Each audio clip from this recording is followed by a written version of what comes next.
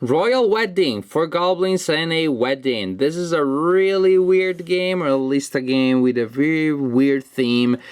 And the experience is made weirder by the penalty cards, as you will see. In this game, the players play the role of terrified goblin servants that are trying to serve this crazy lady here who throws chamber pots, among other things. This is the cover of any game that I own with the highest number of chamber pots on it that I am aware of.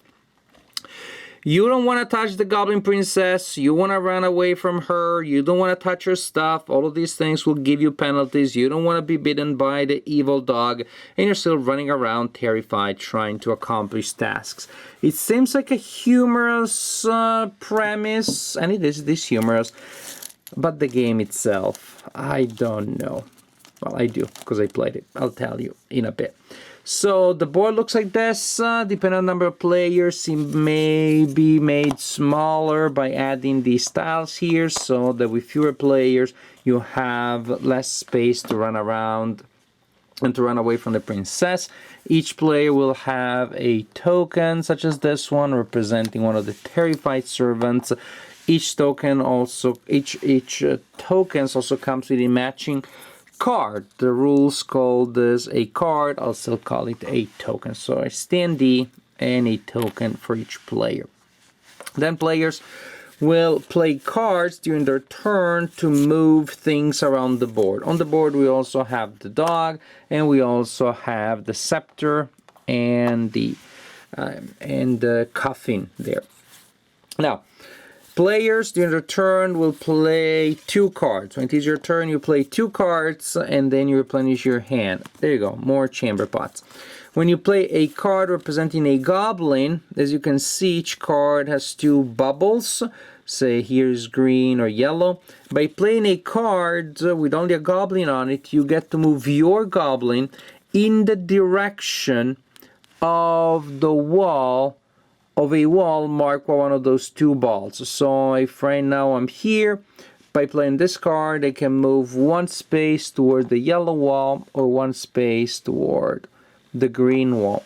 And if you cannot see colors, well, but too bad. I'm not. You can play this game, which may be a blessing in disguise.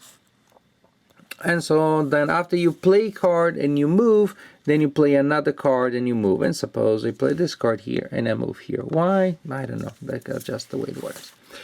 If I play a card that has a dog on it, I can choose to move the goblin or to move the dog. This time the dog moves in a straight line by any number of spaces. If the dog hits the princess or a wall or an item, nothing happens. If it hits a goblin, there is a penalty. We'll talk about those. If the card features the princess, then by playing the card, you move the princess again by 1 space in 1 or 2 directions allowed by the card, towards the yellow wall or towards the blue wall. If you move into a space that contains another goblin, you get to push them in 1 or the 3 directions adjacent, basically an adjacent space, not the one you came from. And since you can move twice, then you can move twice. If you move in the space where there is the princess, or the princess moves in the space where there is you, then it's bad because, again, you take a penalty card. You're trying not to get these penalty cards, we look at them, but at the same time, as you move around and move other people around, you're trying to complete tasks. There is a deck of treasure cards. Only the treasure on top is available. You collect that treasure or that reward by completing the task described there. For example, my goblin must make 2 competitive moves towards the red wall. And I look at my cards. Well, this time I got lucky. I could. But of course, if I don't have the right cards, then there's just nothing I can do to complete my 2 moves toward the red wall, because I don't have the red cards.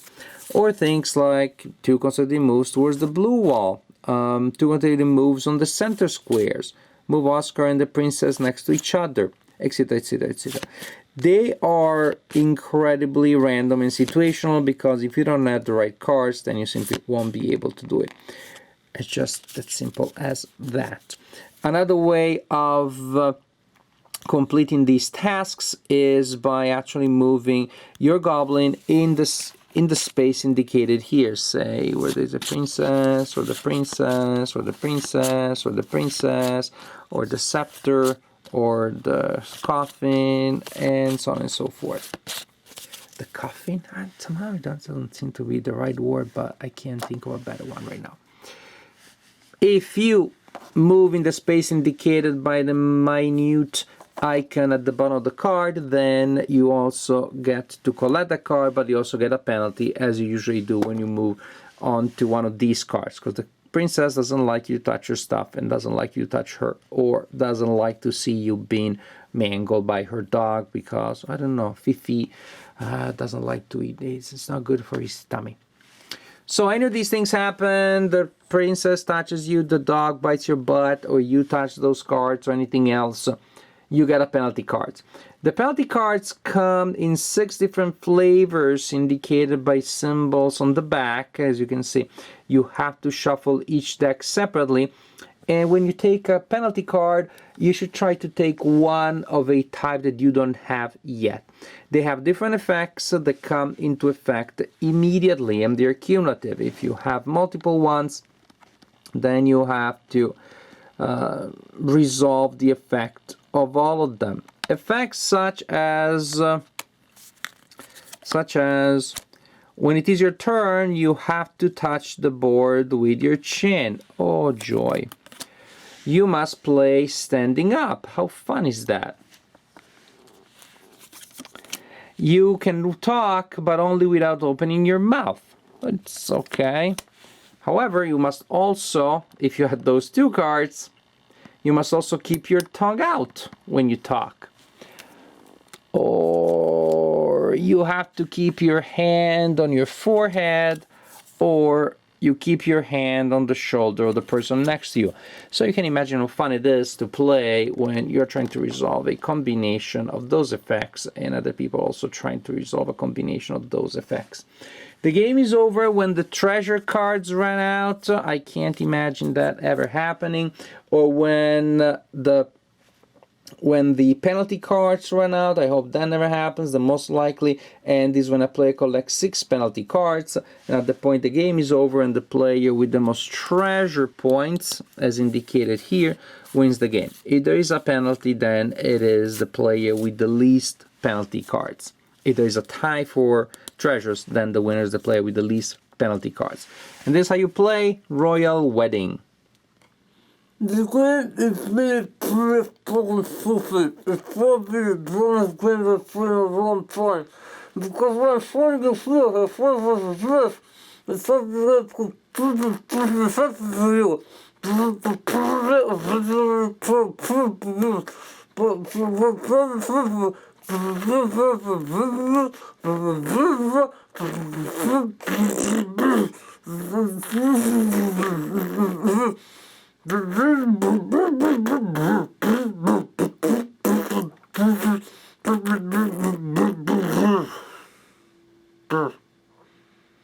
What you saw there, and I take no responsibility for the kind of therapy or medicines that you're going to need to forget it, but what you saw there is a situation that may occur in the game. One of your friends or you may just be in that delightful situation of standing with the face against the table, speaking with your tongue out and your mouth closed. How fun is that going to be? It's a rhetorical question, not at all.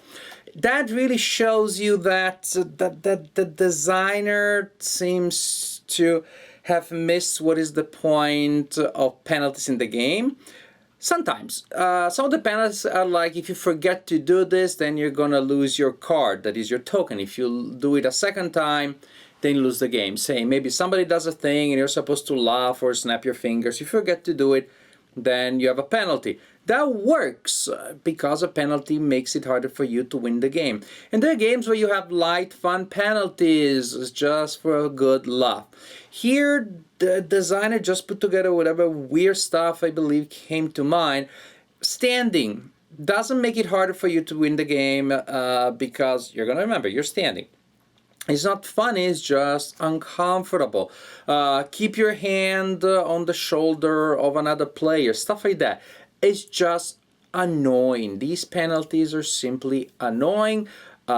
Those that, again, some, yes, they achieved the goal of giving you a chance of losing the game, but I believe you're going to try to lose the game as soon as you can, because there's also, yeah, direct elimination of players. So, and I want to be eliminated from this game as soon as possible. So, no. I tried with my daughters, and of course, we didn't even finish the game because it was just so annoying. My daughters were getting irritated, understandably, and I was getting even more irritated. There's just no way I'm gonna try to play this game at game night with my adult friends whenever I get game night again, because it's 2020, quarantine. I cannot have that. And with my daughters, again, children just are gonna find this game even more annoying and irritating because they don't see the humor. And they're kind of right, because there isn't a lot of humor. These penalties are not nearly as funny, as amusing as I believe the designer believed they were. And so, well, I could play without them. And then what you have a really random game in which you have no control whatsoever over the cards that you get. If you get a cards to pull off a combo, you're going to pull off a combo. Otherwise, you don't. And so there really isn't anything there. It's almost like a light party game, but the party element was designed with absolutely no understanding of what makes a party game fun or funny. And then somewhat of a tactical positional game where you really have no tactical positional options because you're completely at the mercy of luck of the cards that you get. And sometimes you get a good combo and then you get a treasure. Most likely you don't. And that's my assessment of this game. It's really bad. I can't think of any saving grace of anything positive to say other than it beats the record for the most chamber pots represented in any game in my collection, but that's not really a great trophy to get, I guess.